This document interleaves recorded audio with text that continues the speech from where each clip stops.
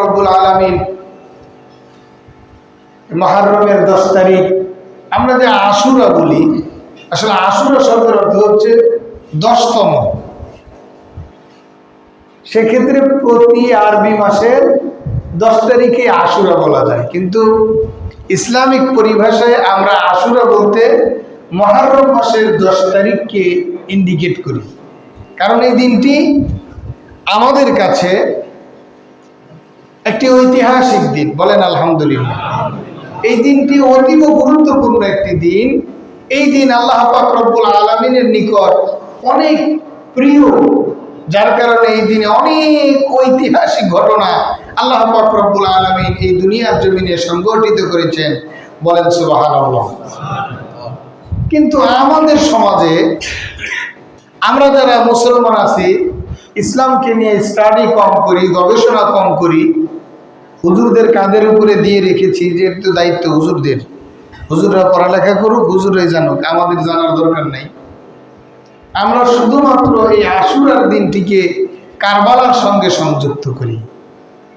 হযরত হুসাইন রাদিয়াল্লাহু তাআলা আনহুর শাহাদাতকে কেন্দ্র করে আমরা আশুরাকে স্মরণ করি। কিন্তু আল্লাহ পাক রব্বুল আলামিন এই দুনিয়ার জমিনে সর্বপ্রথম যখন দুনিয়া আসমান জমিন সৃষ্টি করলেন, আসমান জমিন সৃষ্টির পরিসমাপ্তি ঘটল, যেই দিন দুনিয়ার জমিনটাকে আল্লাহ পাক রব্বুল আলামিন উদ্বোধন করলেন, ওই দিনটি ছিল মুহররমের 10 তারিখ তথা আশুরার দিন। আল্লাহ পাক রব্বুল আলামিন আদম আলাইহিস সালামকে সৃষ্টি করলেন, সৃষ্টি করে যেই দিন জান্নাতে প্রবেশ করালেন, হাদিসের মধ্যে এসেছে ওই দিনটিও ছিল মুহররমের 10 তারিখ আশুরার দিন। আব্বাজান আদম আলাইহিস সালাম মা হাওয়া আলাইহিস সালামকে নিয়ে জান্নাতে বসবাস করতেছিলেন। এর মধ্যে অনেক ঘটনা সংঘটিত হয়ে গেল। আব্বাজান আদম আলাইহিস সালাম ভুল করে একটি নিষিদ্ধ ফল ভক্ষণ করে ফেললেন। আল্লাহ পাক রব্বুল আলামিন যেটাকে ভক্ষণ করার জন্য নিষেধ করেছিলেন, কিন্তু ভুল করে তিনি ভক্ষণ করে ফেললেন। ইচ্ছা করে নয়, কিন্তু ভুল করে। আল্লাহ তাআলা আদম এবং হাওয়া, আমরা কিন্তু ঘটনা জানি, একটু মুজাকারার জন্য বলছি, দুইজনকে যখন বললেন যে এই নিষিদ্ধ ফলের কাছে তোমরা যাইও না, এটা ভক্ষণ করো না, তিনারা ওই গাছের কাছে যান না, ওই গাছের ফল ভক্ষণ করেন না। কিন্তু মা হাওয়া আলাইহিস সালামকে শয়তান একটু প্ররোচনা দিয়ে বলল, এই গাছের কাছে আসো, এটা কিসের গাছ জানো নাকি? বলে যে জানি তো, এই গাছের ফল আল্লাহ পাক রব্বুল আলামিন আমাদের জন্য নিষেধ করেছেন। তিনি বললেন এই ফল খাও। তাফসীরের কিতাবগুলির মধ্যে এই ঘটনা বিভিন্নভাবে এসেছে। কোন মুফাসসিরিনে কিরামগণ ডাইরেক্ট বর্ণনা করেছেন যে সরাসরি আদম ইবলিস মা হাওয়া আলাইহিস সালামকে প্ররোচনা দেন এইভাবে, এই গাছের ফল যদি তোমরা ভক্ষণ করো তাহলে তোমরা জীবনে কোনোদিন বৃদ্ধ হবে না, তোমাদের জীবন কোনোদিন শেষ হবে না, তোমরা তোমাদের জীবনের সমস্ত জীবন পর্যন্ত এই জান্নাতেই থাকতে পারবা।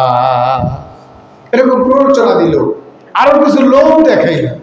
মা হাওয়া আলাইহিস সালাম তার কথার মায়ের পেছে আল্লাহ পাক রব্বুল আলামিনের নিষেধ ভুলে গেলেন। নিষেধ ভুলে যাইয়া শয়তানের প্ররোচনায় পড়ে নিজে খাইলেন, এবং অ্যাকশন শুরু হওয়ার জন্য আদম আলাইহিস সালামের জন্য নিয়ে গেলেন। আদম আলাইহিস সালামকে তিনি খাইয়ে দিলেন। আদম আলাইহিস সালাম এই নিষিদ্ধ ফল মুখের ভিতরে যাওয়ার সঙ্গে সঙ্গে বুঝতে পারলেন, গলাটাকে চিপ দিয়ে ধরলেন। এমন ভাবে আদম আলাইহিস সালাম তিনার গলা চিপ দিয়ে ধরেছিলেন, যার কারণে তিনার গলার মাঝখানে ফুলে উঠেছিল। মানে স্বাভাবিক কোনো চিপ দেন নাই, যাতে করে নিচে না নামতে পারে, বলেন সুবহানাল্লাহ। তিনি ভুল করে খেয়ে ফেলেছিলেন, এজন্য আল্লাহ পাক রব্বুল আলামিন পবিত্র কালামে হাকিমের মধ্যে ইরশাদ করে বলেছেন, ফানাসিয়া আদামা ওয়ালাম নাজিদ লাহু আজমা। বলেন সুবহানাল্লাহ।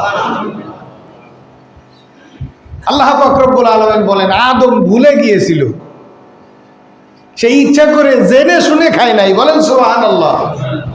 আমরা যেমন ইচ্ছা করে অসংখ্য অগণিত পাপ পঙ্কিলতায় জড়াই, জানি এইটা পাপ কিন্তু করি, এরকম সংখ্যা আমাদের জীবনে কম না বেশি? কিন্তু আমাদের আব্বা আদম আলাইহিস সালাম ভুলে গিয়ে একটা জিনিস মুখে দিয়েছেন। মুখে দেওয়ার পরে বুঝতে পেরেছেন এটা আমার জন্য এটা ভক্ষণ করা নিষেধ।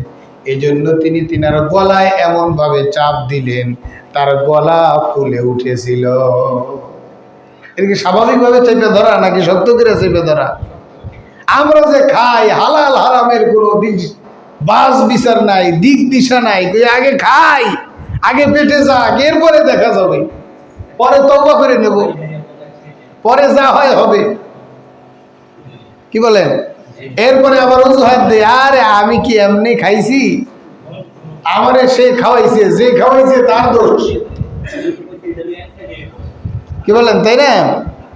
কি মনে হয় যে আমাকে যে খাওয়াইছে তার দোষ, আমার কোনো দোষ নাই। কিন্তু আমি যে খাইছি, আমি যে চিবাইছি, আমি যে জানার পরেও ভিতরে দিয়েছি, এজন্য আল্লাহ পাক রব্বুল আলামিনের দরবারে হিসাবের কাঠগড়ায় দাঁড়াইতে হবে। বলেন নাউজুবিল্লাহ। হালাল জিনিস আমরা ভক্ষণ করি, আবার জেনে শুনে পয়সা দিয়ে কিনে, হালাল পয়সা দিয়ে কিনে হারাম জিনিসও ভক্ষণ করি, এমন হয় কিনা? আমাদের সমাজের মাদকের সয়লাভ, মাদকের ব্যাপারে বয়ান করে কত হুজুর মায়ের পর্যন্ত খেয়েছে। দেখছেন এগুলো পেপার পত্রিকায়? হ্যাঁ, অনলাইন নিউজগুলিতে দেখা যায় নাই? বলে যে হুজুর আজকে পিটাইছে, কিসের জন্য? বলে যে হুজুর মাদকের বিরুদ্ধে ওয়াজ করছে, এই জন্য। কেউ দুধ বিক্রি করে, মদ ক্রয় করে খায়। আবার বাংলাদেশে এমন কিছু সাধু ব্যক্তি আছে যারা মদ বিক্রি করে দুধ কিনে খায়, করে অবৈধ ব্যবসা, হারাম ব্যবসা করে, কিন্তু মানুষের সম্মুখে এমন সেকেল সুরত দেখায়, তার চাইতে আল্লাহর ওলি এই জমিনে মনে হয় আর নাই। তলে তলে এমন কিছু করে যেটা সম্পূর্ণই হারাম, কিন্তু উপরে উপরে কি দেখায় যে আমার চাইতে পরহেজগার আর কেউ নাই। আব্বাজান আদম আলাইহিস সালাম থেকে আমাদের শিক্ষা নেওয়ার রয়েছে। তিনি ভুল করে একটি হারাম জিনিস মুখে দিয়েছেন, কিন্তু গলার নিচে নামতে দেন নাই। বলেন আলহামদুলিল্লাহ। এমন ভাবে গলা চিপ দিয়ে ধরেছিলেন, কিন্তু ভুলে যাওয়ার কারণে আল্লাহ পাক রব্বুল আলামিনের কুদরতি সিস্টেম বাস্তবায়ন করার জন্য আব্বাজান আদম আলাইহিস সালাম এবং মা হাওয়া আলাইহিস সালামকে জান্নাতে থাকতে দিলেন না, দুনিয়ার জমিনে পাঠায়া দিলেন। দুনিয়ার জমিনে আসলেন, আল্লাহ পাক রব্বুল আলামিন তাদের উপরে রাগ করলেন। আদম আলাইহিস সালাম সেজদায় পড়ে গেলেন, একেবারে একটানা 400 বছর সেজদা। আল্লাহ পাক রব্বুল আলামিনের দরবারে কান্নাকাটি, রোনাজারি। আল্লাহ পাক রব্বুল আলামিন দুইজনকে দুই প্রান্তে দিলেন, তাদের একজনের আরেকজনের সঙ্গে সাক্ষাৎ নাই। দীর্ঘদিন আদম আলাইহিস সালাম আল্লাহ পাক রব্বুল আলামিনের কাছে ভুল করার জন্য অনুতপ্ত। আদম আলাইহিস সালাম কাঁদেন, ফেরেশতা মণ্ডলী বলেন, আল্লাহ আপনার আদম ভুল করার জন্য কাঁদে, আর আপনি আপনার আদমকে দূরে দিয়ে রাখেন। আপনার কুদরতি খেলা তো আমরা বুঝতে পারি না। একটু জবান খুলে বলেন সুবহানাল্লাহ। আল্লাহ পাক রব্বুল আলামিন বলেন, ফেরেশতা মণ্ডলী, আগে তোমরা দেখেছিলা আমি জিনদেরকে পাঠিয়েছিলাম, তারা অন্যায় করার পরে অনুতপ্ত হয় নাই, অন্যায় করার পরে আবার অন্যায় করেছে, আবার অন্যায় করার পরে আবার অন্যায় করেছে, কখনো অনুতপ্ত হয় নাই।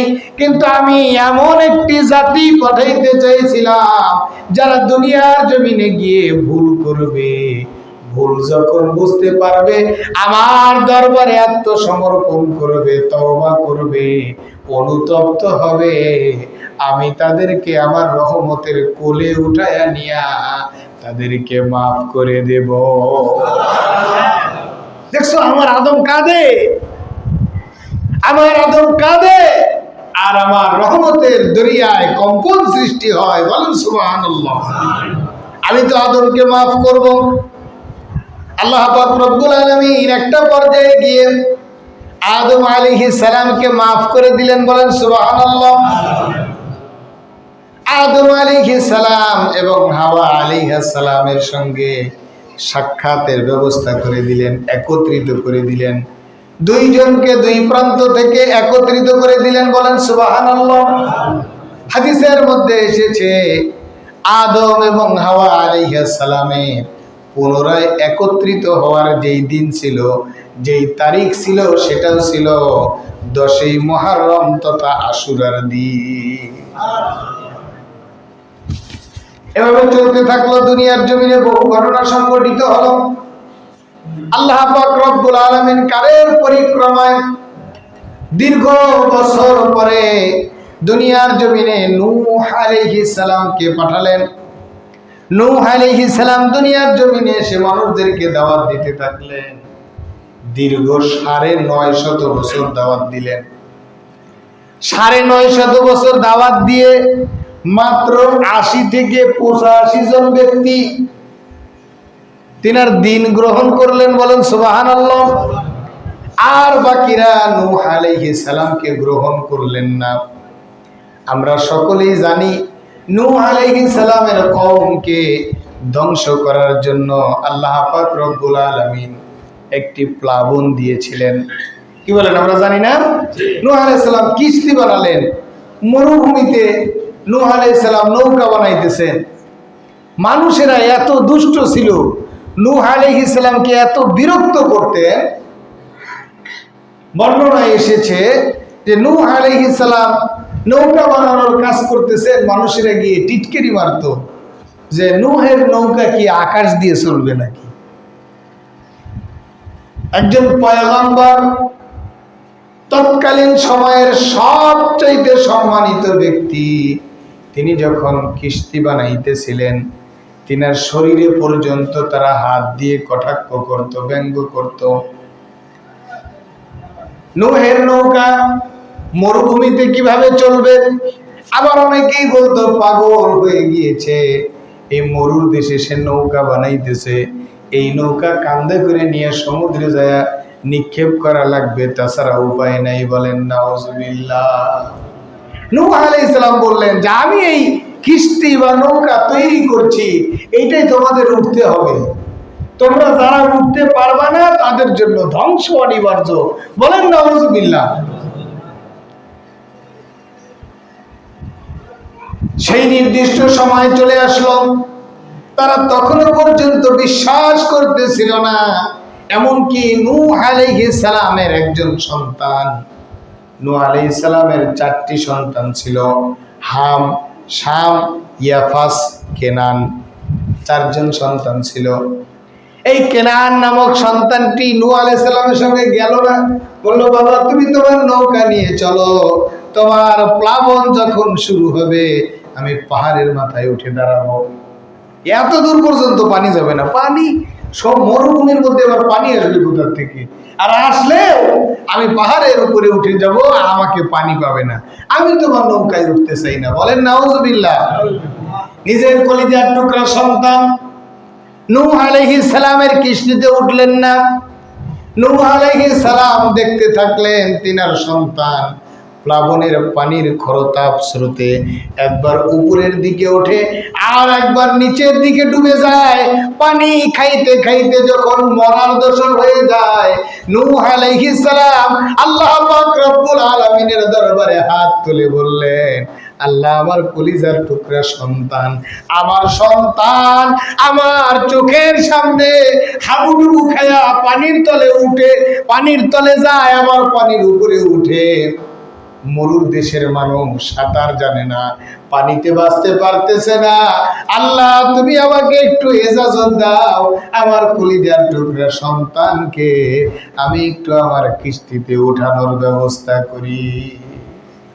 আল্লাহ পাক রব্বুল আলামিন দাওয়াত দিয়েছেন, নূহ লাইসা মিন আহলি, যে তোমার কথা মানে নাই, আমার হুকুম শুনে নাই, আমার চূড়ান্ত আযাব যখন এসে গিয়েছে, তুমি তাকে তোমার সন্তান হিসাবে পরিচয় দিতে পারবে না, সে তোমার সন্তান না।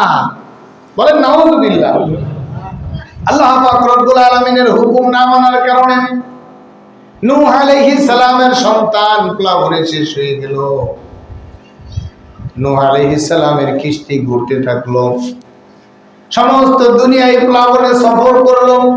সঙ্গী সাথীগণ নূহ আলাইহিস সালামের কিস্তিতে যারা ছিলেন, আল্লাহ পাক রব্বুল আলামিনের অশেষ মেহেরবানিতে আল্লাহ পাক রব্বুল আলামিন প্রত্যেকটি প্রাণীর, প্রত্যেকটি জন্তুর জোড়াগুলিকে একসঙ্গে উঠানোর নির্দেশ দিয়েছিলেন।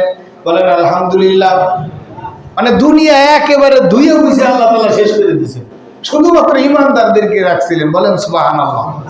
আল্লাহ পাক রব্বুল আলামিন বলেন, ওয়াকালা নূহুর রাব্বি লা তাযার আলাল আরদি মিনাল কাফিরিনা দাইয়ারা। নূহ আলাইহিস সালাম তাদের অত্যাচারে অতিষ্ঠ হয়ে, তাদের অত্যাচারে অতিষ্ঠ হয়ে এরপরে আল্লাহ পাক রব্বুল আলামিনের দরবারে দোয়া করে বলেছিলেন, আল্লাহ তুমি এদের সবগুলিকে এমন শাস্তি দাও যাদের কোনো অস্তিত্বই আর দুনিয়ার জমিনে না থাকে। বলেন সুবহানাল্লাহ। আল্লাহ পাক রব্বুল আলামিন নূহ আলাইহিস সালামের ফরিয়াদের কারণে তার কওমের অবাধ্য ব্যক্তিদেরকে ধ্বংস করে দিলেন। ধ্বংস করে দেওয়ার পরে নূহ আলাইহিস সালামের কিস্তি ঘুরতে ঘুরতে গিয়ে জুদ পাহাড়ের সঙ্গে ঠেকলেন। প্লাবন কমে গেল, পরিস্থিতি স্বাভাবিক হলো, মানুষেরা দুনিয়ার জমিনে বসবাস করবে। এই জন্য জুদ পাহাড়ে গিয়ে নূহ আলাইহিস সালামের কিস্তি ঠেকে গেল, মানে প্লাবন থেকে তারা মুক্তি লাভ করলেন। ওই দিনটিও ছিল ইসলামের ইতিহাসে 10ই মুহররম তথা আশুরার দিন। বলেন সুবহানাল্লাহ। এরকম বহু ঐতিহাসিক ঘটনা আল্লাহ পাক রব্বুল আলামিন আশুরার দিনে সংগঠিত করেছেন। বলেন সুবহানাল্লাহ। প্লাবন শেষ হয়ে গেল, অবাধ্যরা সব শেষ হয়ে গেল, যারা অবাধ্য ছিল তাদের কেউ অবশিষ্ট রইল না। আল্লাহ পাক রব্বুল আলামিন নূহ আলাইহিস সালামকে বললেন, এবার তুমি মাটির পাতিল বানাও। কি বানাও? এতদিন কিস্তি বানায়া প্লাবন থেকে তোমাকে রক্ষা করলাম, এখন একটু মাটির পাতিল বানাও। নূহ আলাইহিস সালাম মাটির পাতিল বানানো শুরু করলেন। দীর্ঘদিন ব্যাপী মাটির পাতিল বানাইতে বানাইতে একেবারে পাহাড় বানায় ফেলছেন, কারণ আল্লাহর হুকুম তো। একটা সময় দেখেন বানাইতে বানাইতে এত উঁচু হয়ে গেছে, এত পাতিল হয়ে গেছে, আর ভাল লাগে না। একই কাজ কয়দিন করা যায়? এটা বিক্রিও করা নাই, কেউ নেয়ও না, কেউ জিজ্ঞাসাও করে না, খালি বানাইতেছি আর বানাইতেছি। নূহ আলাইহিস সালাম আল্লাহ তাআলাকে জিজ্ঞাসা করলেন যে আল্লাহ আর কত বানাবো? আর বানাইতে মন চায় না, কয় আল্লাহ অনেক বানায় ফেলছি, এবার একটু ভাঙ্গো এগুলা। কি করো? এগুলি ভাঙ্গো, বাইরে ভাঙ্গো, লাঠি দিয়ে বাড়ি দিয়ে দিয়ে ভাঙ্গো। বলে যে আল্লাহ এত সুন্দর করে এত মেহনত করে পাতিল গুলি বানাইলাম, দীর্ঘদিন অতিক্রম হয়ে গেল, এত সুন্দর সুন্দর পাতিল গুলি এখন আবার আপনি বাইরে ভাঙ্গার নির্দেশ দিচ্ছেন। আমার তো একটু কষ্ট লাগে, প্রয়োজনীয় পাতিল গুলি একটু আলাদা করে নেই। আল্লাহ পাক রব্বুল আলামিন বলেন, নূহ তুমি পাতিল বানিয়েছো আমার সৃষ্টি করা মাটি দিয়ে। মাটি দিয়ে যখন পাতিল বানাইতেছিলা কেউ বলে নাই আমাদেরকে কেন পিটায়া পিটায়া এরকম ভাবে পাতিলের রূপ দিচ্ছ। এই পাতিলগুলি যখন তুমি ভাঙছো, এই পাতিলগুলি কেউ আহাজারি রোনাজারি করে নাই, কেউ কান্নাকাটি করে নাই, কেউ কিছুই বলে নাই। শুধুমাত্র তুমি হাত দিয়ে বানানোর কারণে তোমার এই পাতিলগুলি ভাঙতে কষ্ট হয়। আর আমি খাওয়াইয়া পড়াইয়া তিল তিল করে মায়ের পেট থেকে নিয়ে শুরু করে নির্ধারিত বয়স পর্যন্ত, উপনীত হওয়া পর্যন্ত নয়, জীবন থাকা পর্যন্ত যাদেরকে আমি লালন পালন করেছি, যাদেরকে আমি আহার দিয়েছি, যাদেরকে আমি ভালোবাসা দিয়ে আমার দুনিয়ায় পাঠিয়েছি, আমার এই বান্দাদেরকে যখন আমি প্লাবনে শেষ করে দিয়েছি, আমার কতটুকুন কষ্ট লেগেছিল। আল্লাহ পাক রব্বুল আলামিনের দয়া। এ ঘটনা বলার উদ্দেশ্য হচ্ছে যে আল্লাহ পাক রব্বুল আলামিন আমাদেরকে কত যত্ন করে, কত ভালোবেসে, কত মহব্বত করে এই দুনিয়ার জমিনে লালন পালন করছে। আমাদের শত সহস্র অপরাধগুলি ঢেকে দেন কে? এই দুনিয়ার জমিনে আমাদের এমন অপরাধ আছে, আমাদের কিছু অপরাধ প্রকাশিত হয়, কিছু অপরাধ অপ্রকাশিত থাকে।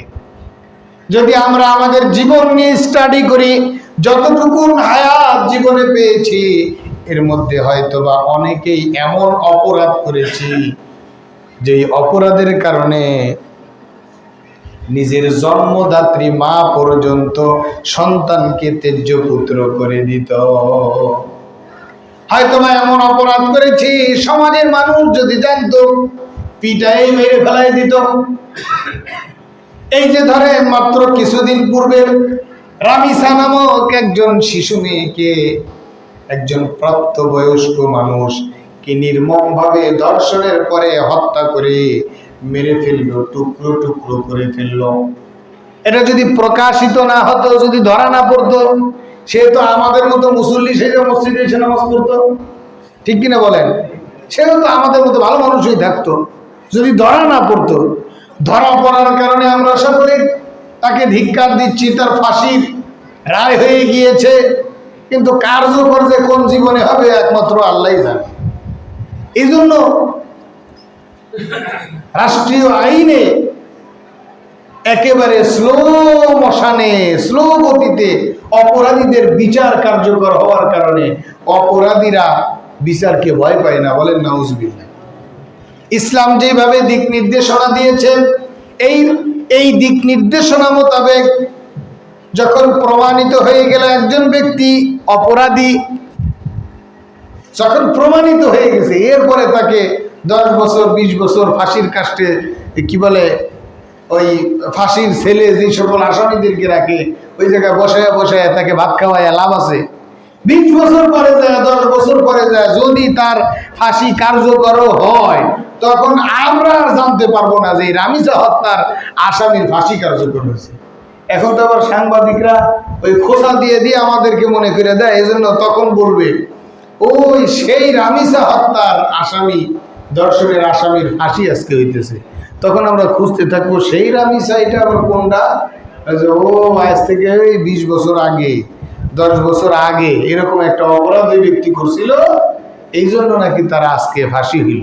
তার আত্মীয় স্বজনেরও খবর থাকবে না, এমনকি যারা মামলা করছে আসামি, কি বলে ভুক্তভোগী যারা, তাদেরও আর ওই জিদ ক্ষোভ থাকবে না। কি হবে আল্লাহ মাবুদি সেই জানে। কিন্তু আজকে যদি ইসলামিক দিক নির্দেশনা অনুযায়ী এই হত্যাকারীদের, ধর্ষণকারীদের, অন্যায়কারীদের বিচার যদি তাৎক্ষণিক হয়ে যেত, এক ধর্ষকের ফাঁসি দেখে দুনিয়ার জমিনের সমস্ত ধর্ষকেরা ঠান্ডা হয়ে যেত। কিন্তু আমরা বলি না, ও একেবারে অমানবিক। অন্যায়কারীকে যখন, এই যে বিশেষ করে এটা কথা প্রসঙ্গে বলতেছি, ছিনতাইকারীদেরকে ধইয়া যখন ধুলাই দেয়, তখন অনেকে খুব মায়া কান্না কান্দা, আরে পুলিশে দিয়ে দিই, এদের এইভাবে মাইরে একটা মানুষকে শেষ করে ফেলাইছে। অনেকে এরকম মায়া কান্না কান্দে না, কিন্তু এই ছিনতাইকারীরা যখন একজনের কাছ থেকে ছিনতাই করে, স্বাভাবিকভাবে ভাই সাহেব যা আছে দিয়ে দেন, এইটা বলে না, আগে যায় সেটা 2-4টা লাগাই দেয়। মানে আতঙ্ক তৈরি করে একজন ভালো মানুষকে তারা একেবারে দিব্যি সুস্থ মানুষকে তারা একেবারে অন্যায়ভাবে মায়ের ধরে করে এমনকি মেরেও পর্যন্ত ফেলে, বলেন নাউজুবিল্লাহ। এদের চূড়ান্ত শাস্তি যদি সাথে সাথে হয়ে যেত, ছিনতাইকারীরা যদি জানতো যে ধরলেই ছিনতাইয়ের এই চূড়ান্ত শাস্তি সাথে সাথে কার্যকর হয়ে যায়, তাহলে আর ছিনতাই করার সাহস পাইত। পুলিশেরা আফসোস করে বলে এই ছিনতাইকারীদেরকে আমরা ধরি, ধরে জেলে দিয়ে আসি, কি বলে আদালতে তুলে জেলে দিয়ে আসি, 2 দিন পরে বাইর হয় আমাদের সামনে চা খায় আর আসসালামু আলাইকুম, আবার না ধরে দিয়েছিলেন, আমি তো এই জায়গায় আছি। এগুলোর ধৈর্য কি হবে? চূড়ান্ত শাস্তি বাস্তবায়ন না হওয়ার কারণে এরা ভীতু সন্ত্রস্ত হয় না, অপরাধীরা আরো অপরাধ করতেই থাকে। জবান খুলে বলেন নাউজুবিল্লাহ। আল্লাহ পাক রব্বুল আলামিন আমাদেরকে এত ভালোবাসেন, এত মহব্বত করেন, অপরাধ করার পরে আল্লাহ পাক রব্বুল আলামিন আমাদের অপরাধগুলি প্রকাশ করেন না। আমরা এরপরেও যদি আল্লাহ পাক রব্বুল আলামিনের দরবারে আত্মসমর্পণ না করতে পারি, আল্লাহ পাক রব্বুল আলামিনের দয়া নিয়ে, মায়া নিয়ে, অনুগ্রহ নিয়ে যদি চিন্তা ফিকির না করতে পারি, আল্লাহ পাক রব্বুল আলামিনের দরবারে আমাদের প্রত্যেককেই বিচারের দিনে ধরা পড়তে হবে, বলেন নাউজুবিল্লাহ। সম্মানিত মুসল্লিয়ানে কিরাম, এই আশুরার দিন আল্লাহ পাক রব্বুল আলামিন আরো অসংখ্য অগণিত ঘটনা সংঘটিত করেছেন। ইউসুফ আলাইহিস সালাম দীর্ঘদিন তিনার পিতার থেকে বিচ্ছিন্ন হয়ে একেবারে মিশরের বাদশা পর্যন্ত হওয়ার পরে তিনার আব্বার সাথে তিনার যেই দিন সাক্ষাৎ ঘটেছিল, এটাও ছিল মুহররমের 10 তারিখ, আশুরার দিন, বলেন সুবহানাল্লাহ। এভাবে অসংখ্য অগণিত পয়গম্বর আলাইহিমুস সালামগণের জীবনে যে ঘটনাগুলি ঘটেছে, এগুলির সঙ্গে আশুরার একটা অতপ্রত গুরুত্বপূর্ণ সম্পর্ক রয়েছে, বলেন সুবহানাল্লাহ। ইউনূস আলাইহিস সালাম মাছের পেটে গিয়েছিলেন, এই মাছের পেট থেকে যেই দিন মুক্তি লাভ করেন, এই দিনটাও ছিল 10ই মুহররম তথা আশুরার দিন, বলেন সুবহানাল্লাহ। এবং অসংখ্য অগণিত ঘটনা রয়েছে, কত ঘটনা বর্ণনা করব, সময় তো অল্প। সম্মানিত হাজিরিন, আমরা সর্বোপরি আশুরাকে কেন্দ্র করে যেই ঘটনা আমরা স্মরণ করি, সেটা হচ্ছে সব ঘটনার শেষের ঘটনা 61 হিজরি রাসূল মকবুল সাল্লাল্লাহু আলাইহি ওয়াসাল্লামের প্রিয় দৌহিত্র, প্রিয় নাতি, ছোট নাতি হযরত হুসাইন রাদিয়াল্লাহু তাআলা আনহুর নির্মম শাহাদাত কারবালার প্রান্তরে, তাকে জোরপূর্বক ভাবে জেহাদে নামানো হয়েছে এবং অমানবিকভাবে সমস্ত নিয়ম কানুনের তোয়াক্কাকে উপেক্ষা করে শুধুমাত্র তার খেলাফতকে, ইয়াজিদের খেলাফতকে দীর্ঘায়িত করার কারণে রাসূল সাল্লাল্লাহু আলাইহি ওয়াসাল্লামের নাতিকে নির্মমভাবে শাহাদাত বরণ করিয়েছেন। জবান খুলে বলেন নাউজুবিল্লাহ। এটা হচ্ছে ইতিহাসের সর্বশেষ ঘটনা, 61 হিজরির ঘটনা। আমরা গত সপ্তাহে এলান করেছিলাম যে আমরা আশুরার তাৎপর্য নিয়ে আমরা একটি আলোচনা সভা ও দোয়ার মাহফিলের আয়োজন করব। সেদিনটি আজকে, আপনাদের মনে আছে তো? আমরা এশারের পরে ইনশাআল্লাহ এশারের নামাজ আদায় করে আপনারা সকলে আসবেন, যেহেতু আজকে ছুটির দিন, শুক্রবার দিন। আমরা দীর্ঘ রাত্রিও করবো না, যাতে করে আবার সুন্দরভাবে গিয়ে ঘুমাইতে পারেন, ফজরের নামাজেও আসতে পারেন। একেবারে পাই টু পাই হুসাইন রাদিয়াল্লাহু তাআলা আনহু মদিনায় থেকে মক্কা যাওয়া, মক্কা থেকে কারবালার প্রান্তর যাওয়া, এরপরে হুসাইন রাদিয়াল্লাহু তাআলা আনহুর শাহাদাত এবং ইয়াজিদের নির্মমতা এবং তার যত অনাকাঙ্ক্ষিত ঘটনা আছে, বিষয়গুলি নিয়ে আমরা একেবারে ক্লিয়ার পরিষ্কার একটা আলোচনা আজকে রাত্রিতে ইনশাল্লাহ সাবমিট করব। এবং আমরা শাহাদায়ে কারবালা সহ তাম বিশ্বের সমস্ত শহীদদের জন্য এবং আমাদের আত্মীয় স্বজন, পিতামাতা, দাদা দাদি, নানা নানি যেনারা ইন্তেকাল করেছেন, তাদের আত্মার মাগফিরাতের জন্য আমরা আজকে দোয়া করব। বাদ এশা সকলেই বলেন ইনশাআল্লাহ।